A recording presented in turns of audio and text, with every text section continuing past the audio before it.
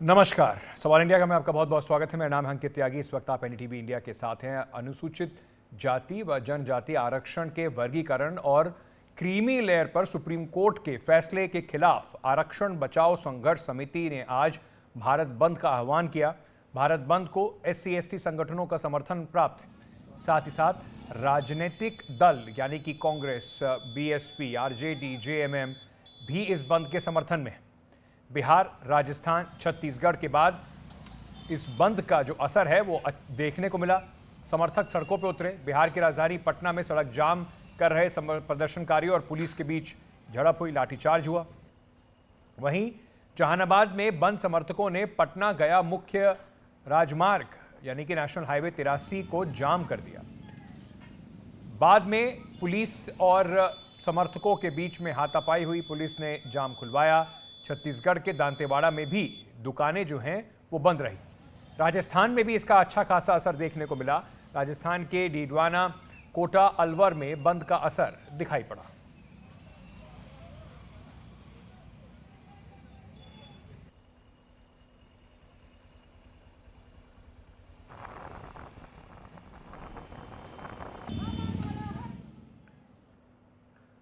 तो पूरे देश में कैसे कैसे बंद की जो कार्रवाई वो नजर आई और कहां कहां पर झड़पें हुई, हमारे सहयोगियों की ये रिपोर्ट देखिए।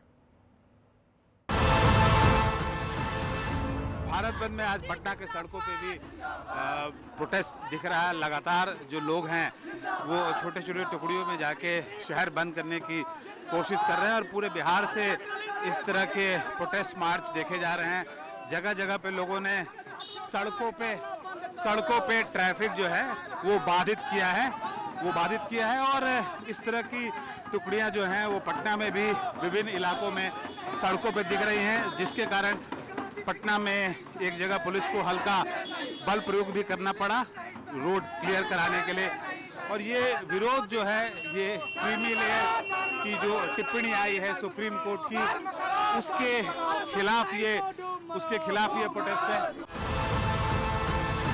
यहाँ पर लोक जनशक्ति पार्टी के कार्यकर्ता भी मौजूद है जो यहाँ पर आज भारत बंद को लेकर के ही प्रदर्शन कर रहे हैं। खास तौर पर इन लोगों ने भी इस बात पर अपनी नाराजगी जाहिर की थी। तो देखिए फिलहाल यहाँ पर भी जंतर मंतर पर ये लोग भी मौजूद हैं और ऐसे तमाम लोग हैं जो फिलहाल इस फैसले को वापस लेने की मांगे लगातार कर रहे हैं।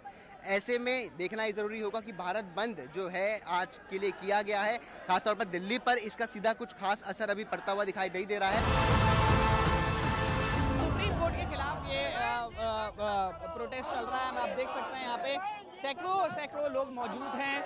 यहाँ पर खासकर ज़्यादातर हम लोग बसपा के कार्यकर्ता देख रहे हैं। बसपा की सुप्रीमो मायावती शुरू से ही इस फैसले के खिलाफ रही हैं और उनका कहना है कि कानून संसद में लाया जाए, इसको ठीक करने के लिए, इसको बदलने के लिए कानून संसद में लाया जाए। आप देख सकते हैं सब के सब जो हैं यहाँ पर प्रोटेस्ट करने के लिए इकट्ठा हुआ है हजरतगंज के अंदर। और ये प्रोटेस्ट सिर्फ उत्तर प्रदेश में नहीं, भारत बंद का एक कॉल हुआ है और हम लोग अलग अलग राज्यों में भी देख रहे हैं। राजस्थान, बिहार, उत्तर प्रदेश, कई जगह, काफ़ी जगह भारत बंद है, जैसे आगरा, फिरोजाबाद, मैनपुरी, अलग अलग ज़िलों में ये प्रोटेस्ट चल रहे हैं। इस प्रोटेस्ट के अंदर बसपा के साथ साथ भीम आर्मी भी मौजूद है। कई ज़िलों में समाजवादी पार्टी के कार्यकर्ता भी ये प्रोटेस्ट कर रहे हैं। सुप्रीम कोर्ट के निर्णय के चलते SC/ST वर्ग के लोगों ने भारत बंद का आह्वान किया है। राजस्थान के भरतपुर में भी इसका असर देखा जा रहा है। सुबह से ही SC/ST के लोग बाजार को बंद कराते हुए रैली निकाल रहे हैं। मैं भरतपुर के मुख्य बाजार में मौजूद हूँ। मैं अपने सहयोगी से कहूँगा, देखिए जो बाजार है वो पूरी तरह से बंद है। कल जिला कलेक्टर और SP के नेतृत्व में एक मीटिंग हुई थी। उन्होंने व्यापारियों से समझाइश की थी कि कल आप बिल्कुल दुकानों को, अपने अपने प्रतिष्ठानों को बंद रखें। वहीं चप्पे चप्पे पर पुलिस अलर्ट है और जिला प्रशासन अलर्ट है और चप्पे चप्पे पर पुलिस कर्मियों को तैनात कर रखा है।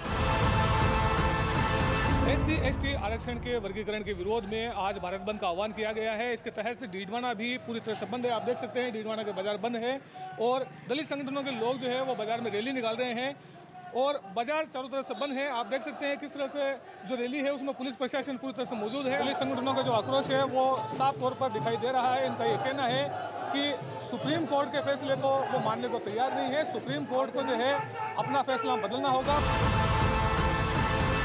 भारत बंद का असर बूंदी में भी देखने को मिल रहा है। यहाँ पर एसटी संगठन से जुड़े लोग शहर में रैली निकाल कर दुकानों, व्यापारिक प्रतिष्ठानों को बंद करवाते हुए दिखाई दे रहे हैं। मैं इस समय इंदिरा मार्केट में मौजूद हूँ। आप मेरे जस्ट पीछे देखेंगे कि किस तरीके से जो शहर है उसकी दुकानें पूरी तरह से यहाँ पर बंद दिखाई देगी और जगह जगह पर जो विभिन्न जो व्यापारिक प्रतिष्ठानें हैं उन पर ताले दिखाई देंगे। वहीं मैं आपको बता दूं कि चप्पे चप्पे पर जो है बूंदी में जगह जगह पर पुलिस के जवानों की तैनाती की गई है। ड्रोन से निगरानी की जा रही है। मोबाइल यूनिट जगह जगह पर घूम रही है।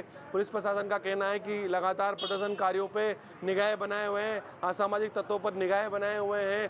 किसी प्रकार का कोई कानून व्यवस्था हाथ में लेता है तो उसको सख्ती से निपटा जाएगा। तो आपने देखा किस तरीके से यहाँ पर पूरा जो है बंद का असर दिखाई पड़ा। भारत बंद के दौरान पटना में लाठीचार्ज जो हुआ उसमें पुलिस वालों ने गलती से एक एसडीएम को ही पीट दिया। यहाँ पे एसडीएम साहब का ही हुक्म पर मुझे लगता है ये लाठीचार्ज शुरू हुआ होगा और जब पुलिस वाले खदेड़ रहे थे लोगों को तो ये देखिए इधर आपको दिखाई पड़ेंगे एसडीएम साहब की ही वहाँ पर पिटाई कर दी पुलिस वालों ने। तो ये तरह आज देखने को मिला। इस पर राजनीति भी काफ़ी हो रही है। तेजस्वी यादव ने कहा कि आम लोगों को पिटाई जिस तरीके से की जा रही है, जो अपने हकों की बात कर रहे हैं और उसमें अब शायद पता चला होगा एसडीएम साहब को कि किस तरीके से उनके ऑर्डर का पालन पुलिस करती है।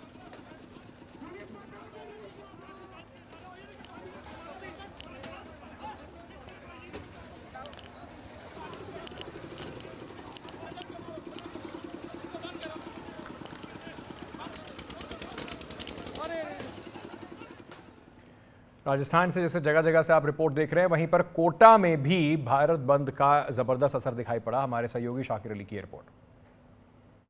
भारत बंद का असर कोटा में भी साफ तौर पर नजर आ रहा है। कोटा का मुख्य बाजार है गुमानपुरा बाजार। यहाँ पर आप देख सकते हैं किस तरह से पूरा बाजार जो है वो बंद के समर्थन में। व्यापार महासंघ की ओर से जो है संघर्ष समिति को आश्वस्त कर दिया गया था कि दोपहर 3 बजे तक तमाम प्रतिष्ठान बंद रहेंगे। करीब 150 व्यापारिक संगठन कोटा में है और सभी ने बंद का समर्थन किया है। 3 बजे तक बाजार बंद है। इसके अलावा बंद के मद्देनज़र पुलिस के भी सुरक्षा इंतजाम जो है चाक चौबंद किए गए हैं। जगह जगह पर पुलिस के जवान तैनात किए गए हैं, कोई अशांति न हो इसको लेकर के एसपी की ओर से विशेष निर्देश दिए गए हैं और अतिरिक्त जो अधिकारी हैं उनको अलग अलग जगहों पर तैनात किया गया है। कोचिंग के साथ साथ स्कूल जो है सरकारी और गैर सरकारी सभी स्कूल्स बंद हैं। जिला कलेक्टर के साथ जो संघर्ष समिति की बैठक हुई थी उसके मद्देनज़र जो अति आवश्यक सेवाएं हैं वो शुरू हैं। इसके अलावा जो है स्कूल और कॉलेज और कोचिंग संस्थान वो पूरी तरह से बंद है। बाज़ारों में जो है आप देख पा रहे हैं किस तरह से व्यापारिक प्रतिष्ठान जो है तमाम जो है वो बंद हैं। हालांकि रोड पर आवाजाही ज़रूर नज़र आ रही है और जो संघर्ष समिति की ओर से जो जुलूस निकाला जाएगा, जो रैली निकाली जाएगी, उसके मद्देनज़र भी पुलिस के पुख्ता इंतज़ाम किए गए हैं। भारी पुलिस जाब्ता तैनात किया गया है और चौराहों पर पुलिस के जवान जो है वो मुस्तैदी के साथ जुटे हुए हैं। मैं बात करने की कोशिश करता हूं। जी, किस तरह चल रहा है बंद का? कानून व्यवस्था की ड्यूटी के हिसाब से जो पॉइंट लगाए गए हैं उस हिसाब से यहाँ प्रेजेंट है और कानून व्यवस्था को मेंटेन करने के लिए यहाँ पे उपस्थित है। और व्यापारियों ने भी समर्थन दिया है तो व्यापारियों का भी समर्थन मिल रहा है। अब हम तो यहाँ पे जो कानून व्यवस्था के हिसाब से हैं, बाकी भाई कोई इस तरह की कोई प्रॉब्लम ना हो इस हिसाब से अपनी यहाँ ड्यूटी पे हैं, तो कानून व्यवस्था को मेंटेन करने के लिए यहाँ प्रेजेंट है। तो कानून व्यवस्था मेंटेन रहे उसको लेकर के पूरे इंतज़ाम जो है सभी चौराहों पर किए गए हैं। पुलिस के जवान जो है वो पूरी तरह से तैनात हैं। बाज़ार आप देख पा रहे हैं किस तरह से पूरा बाज़ार जो है वो खाली नज़र आ रहा है। सभी प्रतिष्ठान बंद हैं और जो दूसरे जो संगठन हैं उन्होंने भी जो है बंद का समर्थन किया है। कोटा अभिभाषक परिषद ने भी आज जो है बंद का समर्थन किया है। इसके अलावा ऑटो यूनियंस ने भी बंद का समर्थन किया है और कुछ राजनीतिक दलों ने भी बंद का समर्थन किया है। पुलिस की जो टीमें हैं वो लगातार जो है अलग अलग इलाकों में घूम रही है और बंद समर्थक जो है शहरी क्षेत्रों के साथ साथ ग्रामीण इलाकों में भी जा रहे हैं। ग्रामीण इलाकों में भी जहाँ पर कुछ उनको अगर नज़र आ रहा है बाज़ार खुला हुआ तो उसको बंद करवाया जा रहा है। फिलहाल अभी तक कोई किसी तरह की अशांति की खबर नहीं आई है। कोटा में बंद को पूरा समर्थन मिल रहा है। कोटा से सहयोगी हेमंत जोशी के साथ शाकिर अली, NDTV। चलिए अब रुक करते हैं कोलकाता का, जहां पर कोलकाता रेप और मर्डर केस से आहत डॉक्टर्स का गुस्सा शांत नहीं हो रहा है। सरकार और सुप्रीम कोर्ट से मिल रहे तमाम वादों और उनके आश्वासनों के बावजूद देश भर में डॉक्टर संगठन आज भी हड़ताल पर है।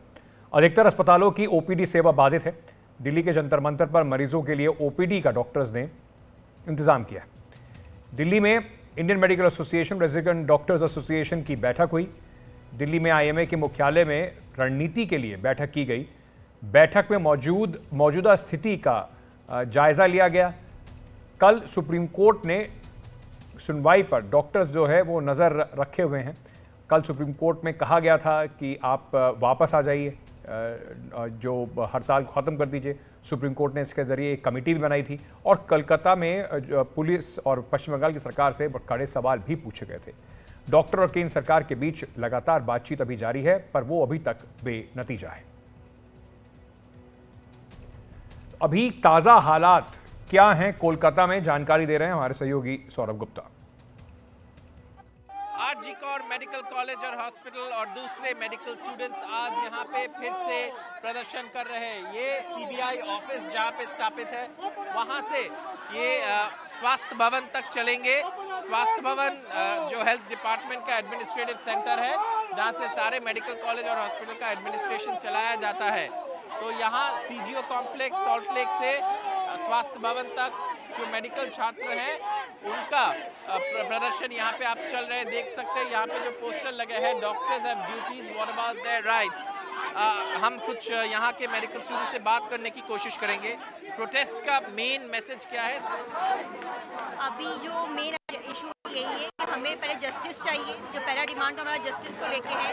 दूसरा डिमांड हमारा सेफ्टी को लेके भी है कि हम लोग सेफ नहीं है। Being a girl I have to come ahead and ask for my safety also. Our demand is early investigation of the case without any further delay. जैसे आप देख सकते हैं यहाँ पे जो मेडिकल स्टूडेंट्स हैं, ma'am outside the CBI office आप लोगों का प्रदर्शन हो रहा है, स्वास्थ्य भवन तक जाएंगे। CBI से क्या मांग है? हमारी CBI से यही मांग है, जल्द से जल्द हम कल्प्रिट को हमारे सामने लाए।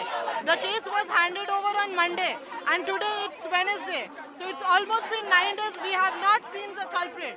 सो we want immediate action.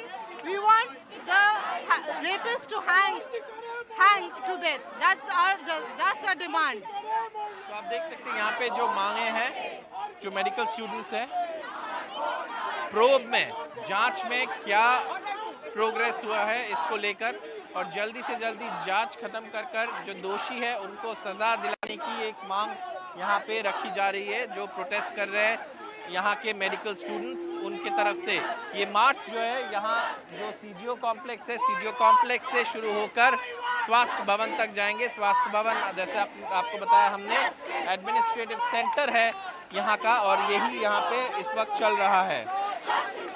Camera person GD Shankar के साथ कोलकाता से सौरभ गुप्ता, NDTV इंडिया। वहीं सर्वोच्च न्यायालय ने कल की सुनवाई के बाद आज RG कर मेडिकल कॉलेज के पूर्व प्रिंसिपल संदीप घोष की गिरफ्तारी हो सकती है, ऐसी कयास लगाया जा रहा है। छठे दिन लगातार उनसे CBI की पूछताछ जारी है। घोष की गिरफ्तारी की संभावना किन कारणों से है, जरा आपको बताते हैं। जांच एजेंसी CBI जो लगातार पूछताछ कर रही है, उसमें उनका मानना है कि घोष को इस जघन्य अपराध के बाद जितनी सतर्कता और संवेदनशीलता दिखानी चाहिए थी, उसके विपरीत उन्होंने अपराध स्थल, सेमिनार रूम में सबको जाने दिया। जो क्राइम सीन था उसको प्रिजर्व नहीं किया गया, उसको सील करने की लापरवाही बरती गई। इस बीच सुप्रीम कोर्ट के आदेश के बाद CISF ने अस्पताल की सुरक्षा का जिम्मा संभाल लिया है।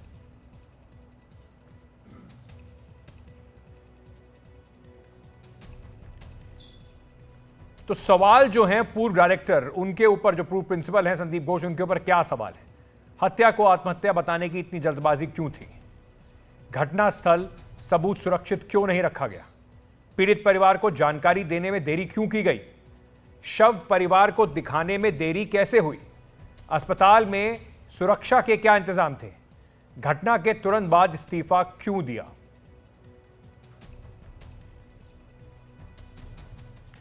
वहीं कोलकाता रेप और मर्डर केस में आज RG कर मेडिकल कॉलेज में तोड़फोड़ को लेकर सुप्रीम कोर्ट की सख्त टिप्पणी के बाद ममता सरकार एक्शन मोड में दिखाई पड़ी।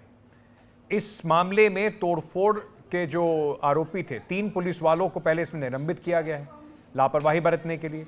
रेप और मर्डर के बाद अस्पताल में तोड़फोड़ हुई थी। 14 तारीख की रात को उपद्रवियों ने ये जो पूरा हॉस्पिटल था यहाँ पर तोड़फोड़ की थी।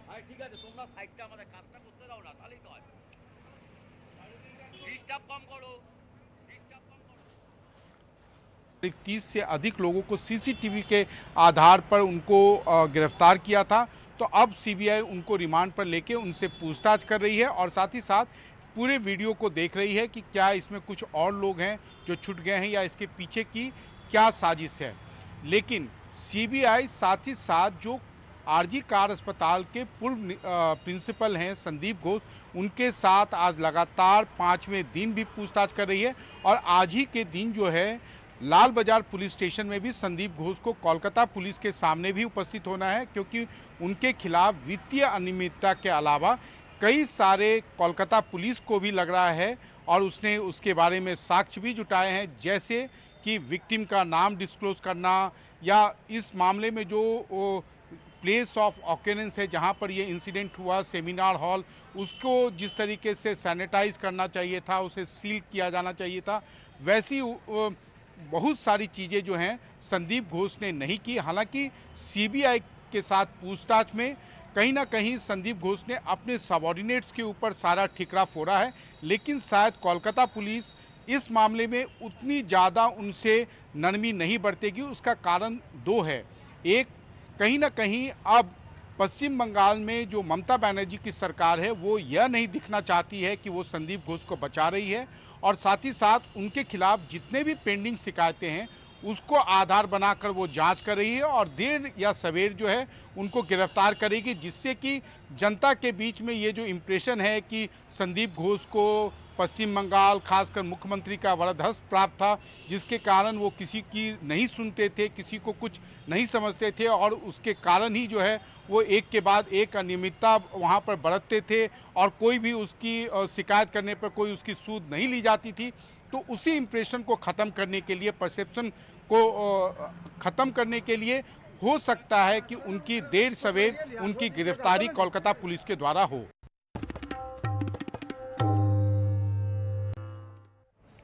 इस वक्त एक ब्रेकिंग न्यूज़ कलकत्ता से आ रही है। महिला डॉक्टर से दरिंदगी का मामला जो है उसमें महिला डॉक्टर से जो मामला कोलकाता में सामने आया, सीबीआई ने संदीप घोष की कार को अपने कब्जे में ले लिया है।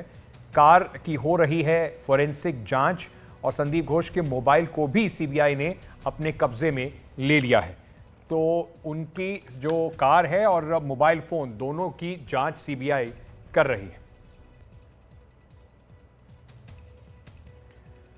तो इस पर एक बड़ा डेवलपमेंट, संदीप घोष जो वहाँ के पूर्व प्रिंसिपल हैं, 6 दिन से लगातार उनसे पूछताछ सीबीआई कर रही है। आज उनकी गाड़ी और उनका मोबाइल फ़ोन पुलिस ने अपने कब्जे में ले लिया है और उसके बाद उसकी फॉरेंसिक जांच जो है कार की कराई जा रही है और मोबाइल की भी जांच पुलिस कर रही है। कुछ अहम सवाल संदीप घोष से पुलिस जानना चाहती है। पुलिस को समझना है कि क्या और क्यों इतनी देरी हुई, क्यों इतनी जल्दबाजी में आत्महत्या कहा गया। इन सब सवालों को लेकर संदीप घोष से पूछताछ चल रही है। मुकेश सिंह का मेरे सहयोगी इस वक्त हमारे साथ जुड़ रहे हैं। मुकेश, कार और फोन को पुलिस ने अपने कब्जे में ले लिया, लगता है कि संदीप घोष के लिए मुश्किलें और बढ़ने वाली हैं। देखिए, बिल्कुल जो संदीप घोष की कार है उसको सीबीआई ने पूरी कार की जांच की है, क्योंकि ये वही कार है जिससे संदीप घोष मेडिकल कॉलेज आते और जाते थे, यानी कि सरकारी कार है। इसकी कार की पूरी सीबीआई ने जांच की है और जो फॉरेंसिक की टीम है वो भी शायद इस कार की जांच करेगी। इसके साथ में जो उनका मोबाइल है, उस मोबाइल को सीबीआई ने अपने कब्जे में ले लिया है।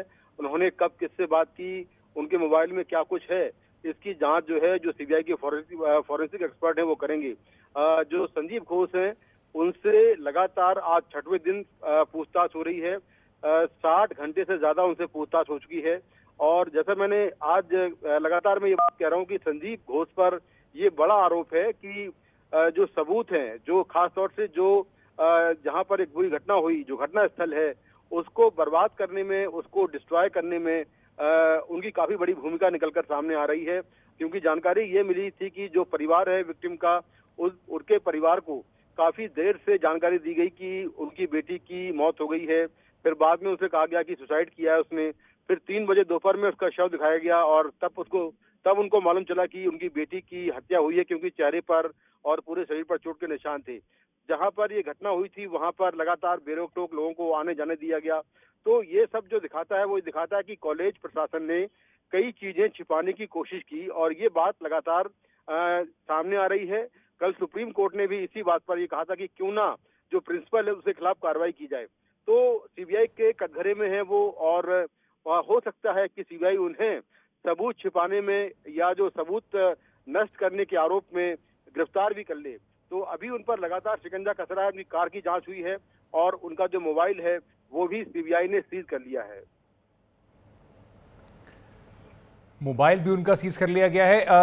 क्या मुकेश ये माना जा सकता है कि जिस तरीके से गहन पूछताछ चल रही है और जैसे जैसे पूछताछ आगे बढ़ रही है, जो पूर्व प्रिंसिपल हैं उनकी गिरफ्तारी भी सीबीआई कर सकती है? देखिए, बिल्कुल 6वें दिन से पूछताछ चल रही है और उन पर जो एलिगेशन है वो यही है कि सबूत छुपाना, सबूतों को नष्ट करना, वो या उनके स्टाफ के लोग इसमें शामिल थे, क्योंकि पूरा जो क्राइम सीन है उसको एक तरह से डिस्ट्रॉय कर दिया गया। उसमें लगातार क्राइम सीन से बहुत सारे लोगों के फुटप्रिंट सीबीआई को मिले हैं, क्योंकि वहां पर बेरोक टोक लोग आ जा रहे थे और सुबह इस हत्याकांड के करीब 4 से 5 घंटे बाद पुलिस को बताया गया कि ये की मौत यहाँ पर हो गई है। फिर पुलिस वहां पर पहुंचती है। उसके बाद 3 बजे दोपहर में घर वालों को शव दिखाया गया और फिर 20 घंटे बाद जो पश्चिम बंगाल पुलिस ने उसने एफआईआर दर्ज की। तो उस दौरान वहां पर जो क्राइम सीन था वहां कितने लोग वहां से आए गए होंगे, इसीलिए क्राइम सीन में सबूत जुटाना काफी मुश्किल हो रहा है सीबीआई को। और जैसे मैंने वैसे कहा कि बहुत सारे फुटप्रिंट वहां पर मिले हैं, बहुत सारे लोग गए हैं। तो इसीलिए जो संजीव घोष है वो कटघरे में है कि आखिर क्यों एक डॉक्टर होने के नाते उनको सबसे पहले मालूम होना चाहिए था कि अगर लड़की की हत्या हुई है तो साफ तौर पर उसके चेहरे पर, उसके शरीर पर निशान दिखाई दे रहे होंगे। डॉक्टर होने के बावजूद उन्होंने ये बात क्यों छुपाई? क्योंकि डॉक्टर को सबसे पहले मालूम चलता है कि लड़की के साथ क्या हुआ होगा। तो ये सारी काफी अहम बातें हैं और इसीलिए वो और उनका स्टाफ जांच के दायरे में है। सबसे बड़ी बात यह है कि जैसे ही घटना सामने आई, केस दर्ज हुआ, उसके बाद संजीव घोष ने नैतिकता के आधार पर इस्तीफा दे दिया, कॉलेज छोड़ दिया और अगले ही दिन दूसरा कॉलेज ज्वाइन कर लिया। तो इसके पीछे क्या वजह है? ऐसा अचानक उन्होंने क्यों किया? क्या वो कुछ छुपाने की कोशिश कर रहे थे? तो ये सारी चीजें जो हैं वो उन पर शक पैदा करती हैं और इसीलिए सीबीआई उनसे लगातार पूछताछ कर रही है।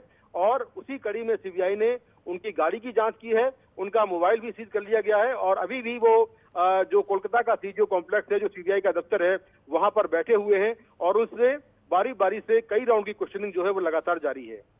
बहुत बहुत शुक्रिया मुकेश सिंह सिंघा, मेरे सहयोगी इस वक्त ये सब जानकारी लेकर आते हुए। चलिए अब महाराष्ट्र में अकोला की तरफ चलते हैं, जहां पर एक विद्यालय में एक शिक्षक पर 6 छात्राओं से छेड़छाड़ का आरोप लगा है। मामले के आरोपी शिक्षक प्रमोद सरदार के खिलाफ मामला दर्ज कर गिरफ्तार उन्हें कर लिया गया है। आरोप ये है कि वो पिछले 4 महीने से स्कूल में पढ़ने वाली लड़कियों को अश्लील वीडियो दिखा रहा था। जब घर वालों को इसकी जानकारी मिली तो उन्होंने पुलिस थाने में शिक्षक के खिलाफ शिकायत दर्ज कराई। पुलिस ने शिक्षक के खिलाफ मामला दर्ज कर उसे गिरफ्तार कर लिया है। और सिर्फ महाराष्ट्र कोलकाता की बात नहीं, देश के कोने कोने से इस तरह की खबरें जो हैं, महिलाओं को जिस कैसे असुरक्षा का भाव है, उनके खिलाफ कैसे अत्याचार हैं, उसकी खबरें देश के हर कोने से आपको सुनने को मिलेंगी। जोधपुर का ये मामला है, जहां पर एक मासूम बच्ची के साथ अश्लील हरकत का एक मामला सामने आया। शहर के प्रतापनगर थाना क्षेत्र में मंगलवार शाम को घर के बाहर खेल रही एक 3.5 साल की बच्ची के साथ एक व्यक्ति ने अश्लील हरकत की। बच्ची के ने घर लौटकर इसकी शिकायत की और अब इसके बाद पॉक्सो एक्ट के तहत मामला दर्ज कराया गया। पुलिस सीसीटीवी की मदद से आरोपी को हिरासत में उन्होंने ले लिया है। आरोपी होमगार्ड का एक जवान बताया जा रहा है। कल शाम के समय एक बालिका के साथ में किसी अज्ञात व्यक्ति ने, बच्ची बाहर खेल रही थी घर के बाहर, तो उसके साथ में छेड़छाड़ की और उसके बाद वह व्यक्ति चला गया और उसके घर वालों को पता चला तो उन्होंने यहाँ मुकदमा दर्ज कराया, जिसका अभी अनुसंधान किया जा रहा है। अभी मौके पे नहीं गए और आरोपी को आइडेंटिफाई कर लिया है और पूछताछ कर रहे हैं। भाई महाराष्ट्र में बदलापुर में स्कूली छात्राओं से दुर्व्यवहार के बाद पूरा शहर जो है वो बवाल पर है। कल लोगों ने विरोध प्रदर्शन करते हुए रेलवे स्टेशन का घेराव किया, रेलवे ट्रैक पर जाम रखा कई घंटों तक। ऐसे में रेलवे ट्रैक को खाली कराने के लिए पुलिस को प्रदर्शनकारियों की भीड़ पर लाठीचार्ज करना पड़ा। अब रेल ट्रैक को खाली करा दिया गया है और इसकी जो जानकारी है वो रेलवे को भी दे दी गई है, यानी कि इस रूट पर ट्रेनों की आवाजाही शुरू हो सकती है। बदलापुर रेलवे स्टेशन पर प्रदर्शन करने वाले करीब 300 प्रदर्शनकारियों के खिलाफ मामला दर्ज किया गया है। कल्याण जीआरपी ने ट्रेन रोकने, सरकारी काम में बाधा डालने, पथराव और दंगे की कोशिश करने जैसी धाराओं में मामला दर्ज किया है और 28 लोगों को गिरफ्तार किया है। गिरफ्तार प्रदर्शनकारियों को पुलिस ने आज कोर्ट में पेश करा। हम फिलहाल यहाँ पे मौजूद है अंबरनाथ और बदलापुर के बीच में जो हाईवे आता है वहाँ पे। यहाँ से 2 किलोमीटर दूर, 2 से 3 किलोमीटर दूर आता है बदलापुर शहर, जहाँ पे कल से बहुत ज़्यादा एक्टिविटी नज़र आ रही है। हमने देखा कि 12 और 13 अगस्त के दिन जो केसेस सबके सामने आए उसके ऊपर से प्रोटेस्ट बदलापुर में स्टार्ट हुए कल, और इन प्रोटेस्ट्स का कारण, इन आंदोलन का कारण बहुत सारा था। पहली बात तो ये कि वो जो घिनौनी हरकत है वो हुई, और दूसरी बात ये कि बहुत सारे प्रशासन जो यहाँ पे है, तो चाहे वो स्कूल प्रशासन हो, चाहे वो पुलिस हो या लोकल गवर्नमेंट अथॉरिटी और इवन स्टेट गवर्नमेंट, इन तीनों ने अपनी एक्शन लेने में काफ़ी देर लगा दी। As a result of that हमने देखा कि बहुत सारे प्रोटेस्टर्स, बहुत सारे बदलापुर कर कल रास्ते पे उतर आए। जब वो रास्ते पे उतर आए तो 2 चीज़ें हुई। उन्होंने सबसे पहले उस स्कूल में जाके उस स्कूल में तोड़ताड़ की जहाँ पे वो बच्चियाँ पढ़ रही थी, जहाँ पे ये घटना घटी। और दूसरी बात, उन्होंने काफ़ी टैक्टफुली बदलापुर का जो रेलवे स्टेशन है, जो कि इस एरिया का, इस ठाणे रीजन का one of the more important railway station माना जाता है, वहाँ पे उन्होंने एक पूरी तरीके से बंद लगवा दिया। हमने देखा कि कल दिन भर, हालांकि कम से कम 10 घंटों से भी ज़्यादा देर तक जो प्रोटेस्टर थे उन्होंने उस पूरे रेलवे स्टेशन पर कब्जा कर लिया था। दिन में बहुत सारे पुलिस ऑफिशियल्स आए, गवर्नमेंट ऑफिशियल्स आए, including senior minister Girish Mahajan, जिन्होंने प्रोटेस्टर को बताने की कोशिश की कि सरकार उनके साथ है और सरकार उनके पूरे आश्वासन देने की कोशिश कर रही है कि जो भी स्टेप आगे उठाया जाएगा वो प्रोटेस्टर की जो मांग है उसको पूरा करने के लिए उठाया जाएगा। उसके बावजूद प्रोटेस्टर थे, जो आंदोलक थे, वो वहाँ से हटने के लिए रेडी, तैयार नहीं थे। इसलिए हमने देखा कि 5 से 6 बजे के बाद हमने शाम को देखा कि जब प्रोटेस्टर ने 8 घंटे से ज़्यादा वहाँ पे रेल रोक दिया था, उसके बाद पुलिस ने वहाँ पे लाठीचार्ज किया, जिसकी वजह से वो आसपास के एरिया में भाग गए। उसके बाद आज हमने देखा कि आज जो रेलवे सिस्टम है बदलापुर में वो काफ़ी नॉर्मल तरीके से चल रही है। उसके अलावा अलग अलग ठिकानों में शहरों के पुलिस ने अभी भी अपनी मौजूदगी दिखाई है, ताकि कल जो हुआ वो आज रिपीट ना हो। कल 2 मोस्ट इंपॉर्टेंट चीज़ें हुई। पहली बात कि जो स्टोन पेल्टिंग की गई पुलिस के ऊपर स्कूल में, और दूसरी बात जो कि स्कफल हुआ पुलिस और प्रोटेस्टर्स के बीच में शाम को 6 से 7 बजे के अराउंड। वहाँ पे ऑफकोर्स पुलिस ने भी लाठीचार्ज किया, और उस लाठीचार्ज के रिस्पॉन्स में जो प्रोटेस्ट थे उन्होंने भी पुलिस के ऊपर पथराव किया। उसके बाद आज हम देख रहे हैं कि आज एक सेंस ऑफ नॉर्मलसी वापस आ गई है बदलापुर में, जहाँ पे सारे दुकान खुल रहे हैं, सारे रिक्शा वाले अपने काम पे जाने के लिए शुरुआत कर दी है। बट क्या जो मांग है प्रोटेस्टर की वो पूरी होगी, वो देखने की बात रहेगी, क्योंकि महाराष्ट्र सरकार ने कह दिया है कि एक SIT कमेटी बनाई जाएगी, और उन्होंने ये भी कह दिया है कि एक फास्ट ट्रैक कोर्ट में इस केस को डाला जाएगा। बट कितनी इफेक्टिव रहेगी ये सारे आश्वासन जो सरकार ने किए गए हैं, ये तो बस वक्त ही बता पाएगा। फिलहाल पुलिस प्रशासन यहाँ पे पूरी तरीके से तैनात है, बस ये देखने के लिए कि कल जो हादसा हुआ, चाहे वो रेलवे स्टेशन पे हो या फिर स्कूल में हो, वो वापस दोहराया ना जाए। With camera person Sunil, this is Anuj Raite reporting for NDTV India. वहीं बिहार के हाजीपुर में अपराधियों के हौसले इतने बुलंद हैं कि घर में घुसकर उन्होंने एक वार्ड पार्षद जो RJD के हैं, पंकज राय की गोली मारकर हत्या कर दी। घटना को अंजाम देने के बाद बाइक सवार बदमाश मौके से फरार हो गए। पंकज राय वार्ड के 5 के पार्षद हैं और वो पहली बार वार्ड के पार्षद बने। पंकज राय अपने घर के पास एक कपड़े की दुकान पर बैठे हुए थे। इस दौरान एक बाइक पर आए 3 बदमाशों ने उन्हें गोलियां मारी और जिससे उनकी मौत हो गई। बचने के लिए पंकज अपने घर की ओर भागे और बदमाशों ने उनके घर में घुसकर उन्हें गोली मार दी। बदमाशों ने पंकज राय को 3 गोली मारी। स्थानीय लोगों की मदद से आनन फानन में उन्हें अस्पताल ले जाया गया, जहां डॉक्टरों ने उन्हें मृत घोषित कर दिया। मामला लगभग 8 बजे शाम में प्रतिवेदित हुआ है, जिसमें कि सदर थाना क्षेत्र के दिग्गी वार्ड नंबर 5 में एक वार्ड पार्षद जो जो हैं उनकी हत्या कुछ मोटरसाइकिल सवार अपराधियों द्वारा कर दी गई। अभी तक जो पता चला है उसमें 3 व्यक्तियों के होने की सूचना सामने आई है। जो मामले के बारे में डिटेल्स हम लोग ले हैं, परिवार वालों से भी कुछ बातचीत हुई है, तो उसमें कुछ इनपुट मिला है, उसके आधार पर पुलिस द्वारा कार्रवाई की जा रही है। हाजीपुर नगर परिषद के वार्ड पार्षद पंकज राय जी का भी हत्या हुआ है। काफ़ी दुखद घटना है। सामाजिक न्याय के वो मजबूत स्तंभ रहे हैं और राष्ट्रीय जनता दल के साथी रहे हैं। उनका हत्या कहीं न कहीं पुलिस प्रशासन को ये चुनौती दे रहा है अपराधी कि घर पे भी अब लोग सुरक्षित नहीं है। वहीं बिहार के विपक्ष के नेता तेजस्वी यादव ने सोशल मीडिया पर लिखा है कि नीतीश कुमार की अगुवाई में एनडीए की गुंडों ने रात्रि में हाजीपुर के वार्ड पार्षद पंकज कुमार की गोली मारकर हत्या कर दी। मुख्यमंत्री और 2 उप मुख्यमंत्री आराम से सो रहे हैं और गुंडे तांडव मचा रहे हैं।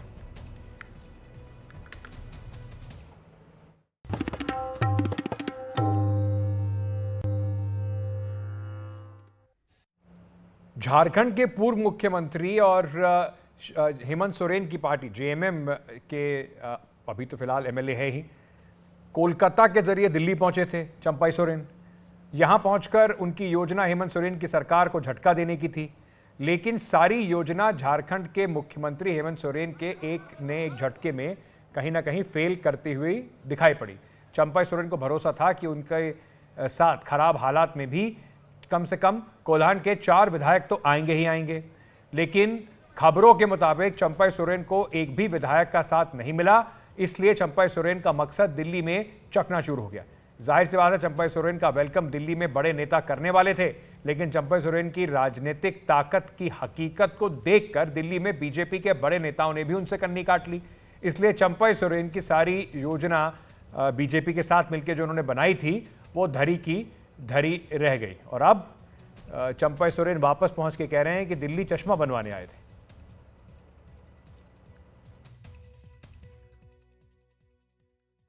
ऐसा लगता है कि झारखंड के पूर्व मुख्यमंत्री और झारखंड मुक्ति मोर्चा के नेता चंपाई सोरेन अपनी पार्टी में ही अलग थलग पड़ गए हैं। पिछले हफ्ते आपको याद होगा कि जब वो दिल्ली पहुंचे थे तो अटकलें तेज़ हो गई थी कि वो भारतीय जनता पार्टी में शामिल होंगे। एक बड़ा उन्होंने सोशल मीडिया पोस्ट भी लिखा था और कहा था कि जिस तरीके से उनको मुख्यमंत्री पद से हेमंत सोरेन ने हटाया, ये उनके लिए अपमान का घूंट पीने के बराबर था और उनके आत्मसम्मान को चोट पहुंची थी। तब ये कयास लगने लगे थे कि अब वो झारखंड मुक्ति मोर्चा छोड़कर बीजेपी में शामिल हो सकते हैं। इतना ही नहीं, ये भी कहा जा रहा था कि उनके साथ उनके कुछ समर्थक विधायक भी बीजेपी में शामिल होंगे और ये सभी विधायक उसी कोल्हान क्षेत्र से आते हैं झारखंड के, जिससे खुद चंपाई सोरेन आते हैं, जहां उस क्षेत्र के बड़े नेता माने जाते हैं चंपाई सोरेन। उनको कोल्हान का टाइगर कहा जाता है। और इस क्षेत्र में जो 14 सीटें हैं वो पिछली बार 2019 के विधानसभा चुनाव में बीजेपी एक भी सीट नहीं जीत पाई थी। लेकिन अब कल एक घटनाक्रम ऐसा घटा कि हेमंत सोरेन ने कल अचानक इन सभी 4 विधायकों को, जिनके नाम की चर्चा थी, उन सबको रांची में अपने घर पर बुलाया, उनके साथ बैठक की, उनके साथ बातचीत की। और जब ये 4 विधायक बाहर निकले तो सब ने कहा कि बीजेपी में जाने की जो खबरें चलाई जा रही थी वो ठीक नहीं थी, वो गलत थी, ये सही नहीं है और वो झारखंड मुक्ति मोर्चा में ही बने रहेंगे, वो कहीं नहीं जाएंगे। तो ऐसा लगता है कि अगर इन 4 विधायकों के बीजेपी में शामिल होने की चर्चा थी भी तो अब उनको मना लिया गया है और हेमंत सोरेन ने उनसे बातचीत करके जो भी उनकी शिकायतें थी उनको दूर कर लिया है। तो अब सवाल ये है कि चंपाई सोरेन के लिए ऐसे में क्या विकल्प बचता है? क्या बीजेपी में अब जो अटकलें थी वो रास्ता बिल्कुल बंद हो चुका है क्योंकि उनके समर्थक विधायक ही अब उनका साथ छोड़ रहे हैं? तो सूत्रों का कहना है, बीजेपी के भी जो झारखंड के सूत्र हैं उनका कहना है कि बीजेपी में जाने का रास्ता पूरी तरह बंद हो गया। ये कहना भी अभी थोड़ी जल्दबाजी होगी। ये रास्ता अभी भी खुला हुआ है, हालांकि उसकी संभावनाएं ज़रूर थोड़ी कम हो गई हैं, लेकिन रास्ता बिल्कुल खुला हुआ है। कुछ स्तर पर बातचीत अभी भी जारी है, लेकिन वो कम संभावना ज़रूर हो गई है। ऐसे में अब चंपाई सोरेन के पास क्या विकल्प बचेगा? आज चंपाई सोरेन ने अपने विधानसभा क्षेत्र जो सरायकेला है उसमें अपने समर्थकों की बैठक बुलाई है। वो उनसे राय मशविरा करेंगे कि उनको आगे क्या कदम उठाया जाए। एक विकल्प जो कहा जा रहा है चंपाई सोरेन के पास ये है कि वो अपना खुद की एक पार्टी बना लें, एक संगठन तैयार कर लें और जो 2-3 महीने के बाद चुनाव है झारखंड में उसमें वो दमखम के साथ पूरे अपने उम्मीदवार उतारें, या हो सकता है भारतीय जनता पार्टी के साथ कोई समझौता भी करें, क्योंकि झारखंड मुक्ति मोर्चा में जिस तरह से उन्होंने अपना एक पोस्ट लिखा था, हेमंत सोरेन पर आरोप लगाए थे, तो ये कम से कम लगता है कि झारखंड मुक्ति मोर्चा में अब मान मनोबल का दौर खत्म हो चुका है और उनको जो दोबारा जो वापसी अगर हम कहें उसकी संभावना नहीं के बराबर है। तो अब चंपई सोरेन के पास विकल्प काफ़ी कम बचा है। अब वो अपने समर्थकों के साथ बातचीत करेंगे, बैठक करेंगे और उनसे राय मशविरा करके ये फैसला करेंगे कि अब आगे क्या करना है। नई दिल्ली से प्रशांत, एनडीटीवी इंडिया। त्रिपुरा में लगातार हो रही मूसलाधार बारिश की वजह से कई जिलों में बाढ़ जैसे हालात पैदा हो गए। नदियां उफान पर हैं, चारों तरफ तबाही का मंजर है। बारिश, बाढ़ और भूस्खलन की वजह से अलग अलग हादसों में करीब 7 लोगों की जान जा चुकी है और कई लोग लापता हैं। आपको ये बता दें कि कई गांव जो हैं वो बाढ़ के पानी में डूब गए हैं। लोगों को सुरक्षित स्थानों तक पहुंचाया जा रहा है। एनडीआरएफ समेत 200 बचाव दल के जो कर्मी हैं वो इस पूरे राहत कार्य में जुटे हुए हैं। मौसम विभाग की माने तो अगले कुछ दिन बारिश से राहत मिलने की संभावना नहीं है। मौसम विभाग ने कई जिलों में भारी बारिश का अलर्ट जारी किया है। एहतियातन राज्य सरकार ने कल तक सभी स्कूलों की छुट्टी का फैसला भी किया है। त्रिपुरा में सामान्य से 1200% ज्यादा बारिश हुई है। पिछले कुछ दिनों से उत्तर पूर्व में भारी बारिश हो रही है, क्योंकि बे ऑफ बंगाल में जो डिप्रेशन हुआ है इसके कारण उत्तर पूर्व में सभी राज्यों में बारिश हो रही है। मगर सबसे ज़्यादा प्रभावित है त्रिपुरा, जहां पे कि पिछले 2 दिनों में बहुत ज़्यादा बारिश होने के कारण कल से फ्लैश फ्लड हो गए हैं। और ये फ्लैश फ्लड कुछ इलाकों में बहुत ही जो परिस्थिति अभी है बहुत ही नाजुक बनी हुई है। कल से ही राज्य सरकार ने 200 टीम राज्य के जो 8 ज़िले हैं वहाँ पे इवैक्यूएशन के लिए लगा दिया गया है। एनडीआरएफ को त्रिपुरा में लगाया गया है। इसके साथ स्टेट फोर्सेस हैं, स्टेट डिजास्टर रिस्पांस टीम है। अब तक 7 लोगों की मरने की खबर है, 2 से 3 लोग अभी भी मिसिंग है, वैसी खबर आ रही है। और इसके साथ साथ लगभग 6000 लोगों को रिलीफ कैंप में लाया गया है। राज्य में 180 से भी ज़्यादा रिलीफ कैंप खोले गए हैं और राज्य सरकार इसको पूरी परिस्थिति को मॉनिटर कर रही है। राज्य के मुख्यमंत्री ने कल रिव्यू मीटिंग किया है और अभी जो खबर आ रही है सुबह की कि बारिश थोड़ा धीमा हुआ है, मगर कुछ इलाकों में पानी अभी भी बढ़ रहा है। जो नदियां हैं वहां पे त्रिपुरा में उनमें भी पानी बहुत ज़्यादा भर चुका है। तो इसके कारण रेड अलर्ट जारी किया गया है साउथ त्रिपुरा ज़िले में, और बाकी जो 7 ज़िले हैं वहाँ पे ऑरेंज अलर्ट है। और राज्य सरकार का ये कहना है कि जब परिस्थिति नियंत्रण में ज़रूर है, मगर जो चैलेंज सामने है वो ज़रूर कठिनाई है, और इसीलिए 200 से भी ज़्यादा टीम अब फील्ड में है। और इसके साथ साथ बहुत इलाकों में जो पावर सप्लाई है वो डिसरप्ट हुई है। नेशनल हाईवे जो कि असम को त्रिपुरा से जोड़ता है और त्रिपुरा का लाइफलाइन है वो प्रभावित हुआ है। बहुत जगह नेशनल हाईवे में जल भरा हुआ है। तो पूरा जो मामला, जो परिस्थिति अभी त्रिपुरा में है वो ज़रूर नाजुक बनी हुई है, मगर सरकार का ये कहना है कि परिस्थिति के ऊपर वो आंख रख रहे हैं और जहाँ जहाँ पे रेस्क्यू ऑपरेशन जरूरी है वो वहाँ पे चलाया जा रहा है। अगर आप नौकरी खोज रहे हैं और आप जैसे कई लोग नौकरी की तलाश में हैं तो कुछ लोगों के लिए राहत की खबर ज़रूर है। आपको बता दें कि 72 ये एक टीम लीज एडटेक की एक रिपोर्ट आई है जिसमें 72% नियुक्त लोगों को, नए लोगों को नौकरी देने की तैयारी है। आने वाले 6 महीनों में नए लोगों के लिए सुनहरा मौका हो सकता है। देश भर में 603 से अधिक कंपनियों के सर्वे पर यह रिपोर्ट आधारित है। 2024 की पहली छमाही में की तुलना में नौकरी देने का जो इरादा है वो 4% तक बढ़ा है। 2023 की पहली छमाही की तुलना में नियुक्ति का इरादा 7% तक बढ़ा है। E commerce, tech, startup, engineering, infrastructure, retail में अवसर बन सकते हैं।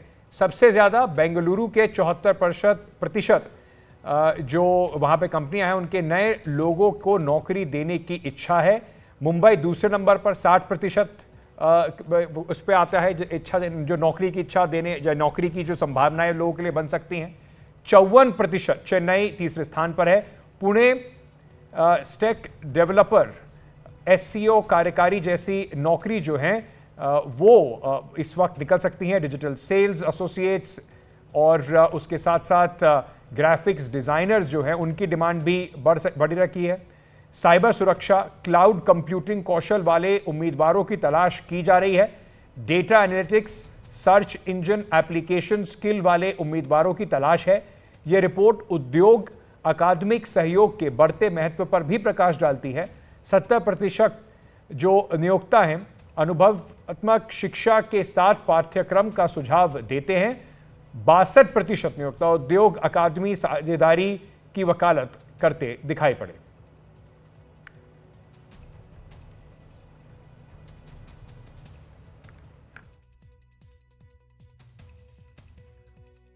अगर आप एक फ्रेशर हैं, एक ग्रेजुएट हैं और एक नौकरी की तलाश में हैं, तो टीम लीज एडटेक की जो लेटेस्ट रिपोर्ट है वो आपके लिए गुड न्यूज़ लाई है, अच्छी खबर लाई है। खबर ये है कि 72% एम्प्लॉयर्स जो हैं वो फ्रेशर्स को हायर करेंगे सेकेंड हाफ ऑफ 2024 में, यानी कि जुलाई से दिसंबर का ये जो पीरियड चल रहा है इसमें। लेकिन इस स्टडी को डिकोड करने के लिए हमारे साथ हैं फाउंडर और सीईओ टीम लीज एडटेक के शांतनु रूड जी। बहुत धन्यवाद आपके समय के लिए। सबसे पहले तो ये स्टडी कैसे कंडक्ट हुई और इसके ब्रॉड हाइलाइट्स क्या हैं स्टडी के? काफ़ी सारे हाइलाइट्स हम देख रहे थे इंडस्ट्री में, लोकेशन में, तो ब्रॉड हाइलाइट्स क्या हैं स्टडी के? हम actually in team lease edtech में हम बहुत सारे यूनिवर्सिटीज़ और कॉलेजेस के साथ काम करते हैं। जब भी मैं यूनिवर्सिटीज़ के पास जाता हूं, उनके लीडर से मिलता हूं, हमेशा मुझे पूछा जाता है, शांतनु हम ये डिसाइड कैसे करें कि कोर्सेज कौन से लॉन्च करनी है? आप हमें कहते हो कि स्टूडेंट्स हमारे तैयार नहीं है जॉब्स के लिए, हम तैयार करें कैसे? एम्प्लॉयर्स को क्या चाहिए ये हमें बताने वाला कोई नहीं है। ये हमें एक आइडिया दिया कि हमें ये कैरियर आउटलुक रिपोर्ट पर फोकस करना चाहिए, जिसमें हम हंड्रेड्स ऑफ एम्प्लॉयर्स की जो वॉइस है, उनकी जो प्रेफरेंसेस हैं, उनको हम इंस्टीट्यूट्स के पास लेकर आते हैं। अगर इस रिपोर्ट को आप देखें, हमने कुछ 650 एम्प्लॉयर्स अक्रॉस 16-17 इंडस्ट्री सेगमेंट्स का राउंड हमने बातें की हैं, और उनके जो सेंटिमेंट्स हैं, उनके जो सोच है, उनकी जो स्ट्रैटेजी है, उसको हमने कंपाइल किया इस रिपोर्ट में। और उसके बाद हमने ये रिपोर्ट यूनिवर्सिटीज एंड कॉलेजेस को बताया कि ये एम्प्लॉयर्स को चाहिए, इस तरह के जॉब रोल्स वो लेने वाले हैं, फ्रेशर्स में वो इस तरह के स्किल सेट्स ढूंढते हैं, और अगर ये स्किल सेट बिल्ड करनी है तो इस तरह के कोर्सेस आप लॉन्च करें, आपके बच्चे ज्यादा अच्छा तैयार हो जाएंगे। ये है आइडिया इस रिपोर्ट के पीछे, और हमें लगता है कि ये रिपोर्ट अब अच्छी फीडबैक मिल रही है हमें। हर कॉलेज यूनिवर्सिटी से कई सारी हमारे पास लेटर्स आती है हमारे यूनिवर्सिटी लीडर्स के, जिनका कहना है शांतनु ये रिपोर्ट हमारी आंखें खोल देती है कि हमें स्टूडेंट्स को तैयार कैसे करें।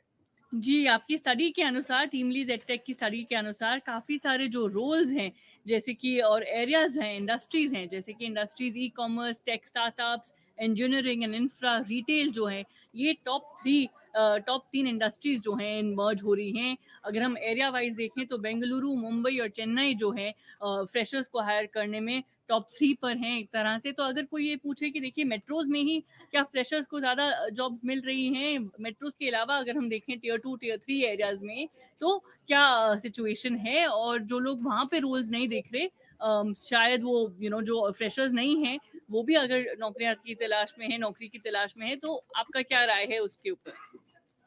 तो अगर आप अभी इंडिया की ग्रोथ स्टोरी को देखें, आज एक इंडिया की स्टोरी ग्लोबल लेवल पर बन रही है, उसमें कई सारी चीजें खुलकर सामने आ रही हैं। जिस तरह से गवर्नमेंट की पॉलिसी कंटिन्यूटी, पॉलिसी सपोर्ट है, जिस तरह से उनके दिमाग में रेगुलेटरी क्लियरेंसेस की बात हो रही है, इससे इन्वेस्टर्स में, बिजनेसमैन के अंदर, इंडस्ट्रीज के अंदर में एक इंटरेस्ट है, एक उनके अंदर मोटिवेशन है इस इंडिया में इन्वेस्ट करने के लिए। इससे इंडिया की प्रोडक्शन कैपेसिटी बढ़ रही है, B C and P led investments बढ़ रहे हैं, और ये ग्रोथ स्टोरी आज सिर्फ हम नहीं कह रहे हैं, पूरी दुनिया कह रही है। ये जो ग्रोथ हम देख रहे हैं आज इंडिया में, ये सिर्फ 4-5 मेट्रोज में नहीं हो रहा है। हमें लगता है कि ये ग्रोथ पूरे देश में हो रहा है, हर छोटे शहर में, हर स्टेट कैपिटल में, टायर 2, टियर 3, टियर 4, हर जगह ये इस तरह का ग्रोथ दिख रहा है। रूरल कंजम्पशन की जो स्टोरी है वो एक रियल स्टोरी है आज की दुनिया में।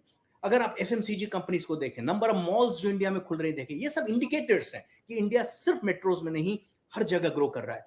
अगर स्टूडेंट्स अपने को तैयार करें, जिसमें उसके एकेडमिक्स क्वालिफिकेशन के साथ साथ उनकी स्किल्स और उनकी एक्सपीरियंस को भी वो दर्शा पाएं, तो मुझे लगता है कि हर एक स्टूडेंट अपने 50 किलोमीटर के रेडियस डिस्टेंस में अपने लिए एक पोजीशन जरूर ढूंढ पाएगा। इंडिया हर जगह से बढ़ रहा है, ये सुनहरा मौका है स्टूडेंट्स के लिए अपना फ्यूचर बनाने के लिए। आपने जो दूसरा क्वेश्चन पूछा हमें कि अगर कोई आदमी ऑलरेडी काम कर रहा है और वर्किंग क्लास प्रोफेशनल्स, वो अपने कैसे तैयार करें। सत्या नडेला ने कुछ दिन पहले इंटरव्यूज में कहा था कि आज के दुनिया में हार्ड स्किल्स और सॉफ्ट स्किल्स दोनों की इक्वल इंपॉर्टेंस हो रही है। हार्ड स्किल्स की बात करें, किसी को पता नहीं कि 4 साल 5 साल बाद किस तरह के हार्ड स्किल्स की जरूरत पड़ेगी। आज के दिन में अगर पूछे तो हमें पता है कि क्लाउड, डेटा और एआई, ये 3 हार्ड स्किल्स बहुत इंपॉर्टेंट है। लेकिन सॉफ्ट स्किल्स जो है ना, ये टाइम टेस्टेड है। Things like adaptability, things like versatility, things like problem solving, team में काम करना, इस तरह के जो इनोवेशन, इस तरह की जो स्किल सेट्स है, ये टाइम टेस्टेड, ये कभी पुरानी नहीं होती। एम्प्लॉयज जिसमें ये दोनों तरह की स्किल सेट दिखती है, hard skills and soft skills, ये एम्प्लॉयज को बहुत अट्रैक्ट करती है। हार्ड स्किल से कहता है कि ये बच्चा अभी अभी प्रोडक्टिव हो जाएगा, लेकिन सॉफ्ट स्किल ये बताता है ये प्रोडक्टिव ही नहीं, ये रेजिलियंट भी है। कल अगर सिचुएशन बदल गया तब भी ये आदमी आपको नए सिचुएशन के अंदर अराउंड ढाल पाएगा और अपने को तैयार कर पाएगा। एम्प्लॉयर्स को चाहिए कि कांस्टेंट लर्निंग, लर्नेबिलिटी एक बहुत इंपॉर्टेंट स्किल है जो वो अपने एम्प्लॉयज के अंदर ढूंढ रहे हैं। जी बिल्कुल, बहुत धन्यवाद आपके समय के लिए और आपकी जो लेटेस्ट स्टडी है टीमलीज एडटेक की, उसकी जो हाइलाइट्स है हमारे साथ शेयर करने के लिए। Thank you so much. नमस्कार। Thank you.